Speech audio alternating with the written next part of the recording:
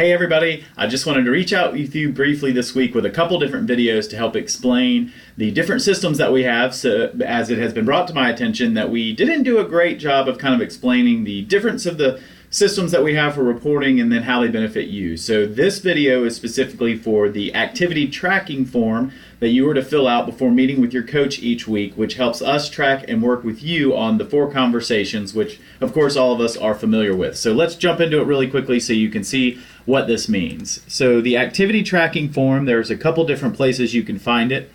The first one is right here on the Temple Team Facebook page. I've also emailed it out to you. If you scroll down, actually this agent resources post right here will give you a link to pretty much everything that you need.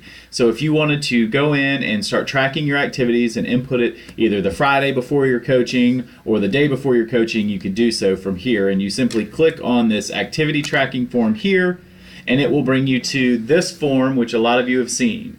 Now you can also take this form and save it, as I've done here, on your favorites up at your bookmark, so when you click on that, you fill it out. And this form is very easy to fill out. You simply just put in your names here so I know whose activities you're reporting. The activities here, number of new leads generated. These are the number of people that you encountered since the last time you reported that are looking to buy a home or sell a home in the near future. So this could be an internet lead from Boomtown or ZBuyer. It could be your accountant that said they were interested in selling their house, or it could be a FSBO expired that you've gotten into conversation with that we're following up on. This next section here, this is the number of current leads that you have on your pipeline report that you are following up with either on a weekly basis or every so often. And you just, again, this number may not change from week to week. It just depends on how many new leads that you added. The number of contacts made, this is the number of contacts you made since the last time you reported. This hopefully will be on a weekly basis, but if you happen to miss a week, you can just include it all in here. It doesn't matter as long as you just do it since the last time you reported your numbers. The number of contacts made goal here, this is obviously based on your goal that you made with your coach of how many contacts you need to make during a week. And then if you did do open houses, then you would put your open houses here. If you did not, you simply put 0. So those are the activities that you did that then drive us to the 4 conversations. Now this was divided up because we know that not all of us are focused just on listings. So they're divided up between listings here as well as buyers here. And then of course you fill out what's pretty simple. How many listing appointments you went on, how many listing agreements you got, how many listings you had that went under contract, and then how many closings you had if you had any. If you don't work with listings or if you don't work with buyers, obviously you would then just put 0 in those sections, but you do have to put something in there so we can report them to your coach.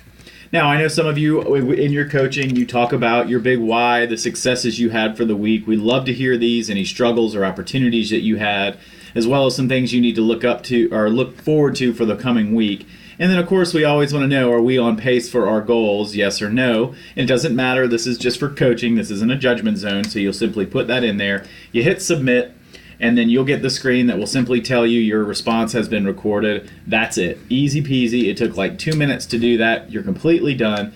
And what we do, for those of you that are interested, if you're not, you can go ahead and stop the video. It doesn't matter. But the reason that we do this is so we can track over time these results that you're going to see right here. And these results are simply everything that you've done, your leads generated, your contacts made, your listings, your buyers, and then over time we can start to give you your percentages, right? So how many contacts you need to make in order to get an appointment, how many appointments you need to go on in order to get an agreement.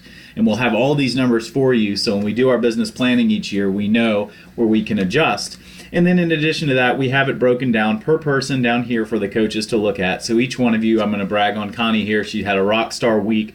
When she sits down to meet with her coach can look at everything she did this last week and then her total since she started reporting here.